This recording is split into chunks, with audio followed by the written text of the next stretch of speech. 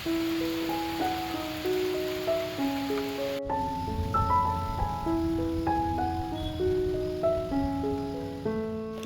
Viewers, welcome to our channel.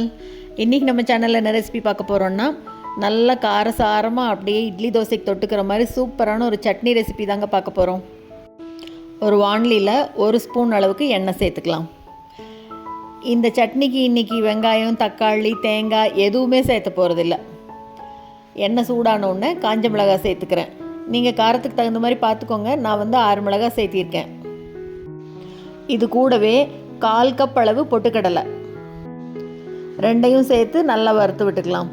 பொட்டுக்கடலை அப்படி லைட்டாக கலர் மாறி வரணும், அந்த அளவுக்கு வறுபடணும். ரொம்ப சுலபமாக 2 நிமிஷத்தில் பண்ணி முடிச்சிடலாம் இந்த சட்னியை. இட்லி, தோசை எதுக்கு வேணால் தொட்டுக்கலாம். பொட்டுக்கடலை, மிளகாய் 2 மட்டும்தான் வறுக்கிறோம். பாருங்கள், இந்த அளவுக்கு வறுபட்டோன்னே இப்போ அடுப்பை ஆஃப் பண்ணிவிட்டு இதை எடுத்து நல்லா ஆற வச்சிடலாம்.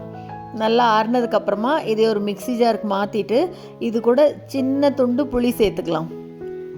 பாருங்கள், இந்த அளவுக்கு இருந்தால் போதும். புளி சேர்த்துட்டு இந்த சட்னிக்கு தேவையான அளவு உப்பு சேர்த்துக்கலாம்.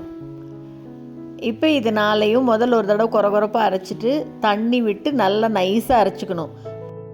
அவ்வளோதாங்க. இப்போ இதை ஒரு பவுலுக்கு மாற்றிட்டு தாளித்து கொட்டிடலாம். கரண்டியில் எண்ணெய் விட்டுருக்கேன். எண்ணெய் நல்லா காஞ்ச உடனே கடுகு சேர்த்துக்கலாம். கடுகு பொரியட்டும். எவ்வளோ சுலபமாக இருக்குது பாருங்கள் இந்த சட்னி.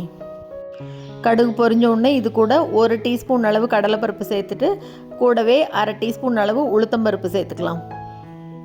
2 பொன்னிறமாக வறுபடும் போது இது கூட 1/4 டீஸ்பூன் அளவுக்கு பெருங்காயத்தூள் சேர்த்துட்டு ஒரே ஒரு காஞ்ச மிளகாய் கூடவே 1 கொத்து கருவேப்பிலை இது எல்லாத்தையும் சேர்த்துட்டு நல்லா பொரிஞ்ச உடனே அடுப்பை ஆஃப் பண்ணிவிட்டு இதை எடுத்து அப்படியே இந்த சட்னி மேலே கொட்டிடலாம். அவ்வளோதாங்க. ரொம்ப சுலபமாக வெங்காயம், தக்காளி, தேங்காய் எதுவுமே சேர்த்தாமல் 5 நிமிஷத்தில் சட்னி ரெடி பண்ணியாச்சு. சூப்பரான இந்த சட்னி ரெசிபியை நீங்களும் செஞ்சு பார்த்துட்டு மறக்காமல் கமெண்ட்டில் சொல்லுங்கள்.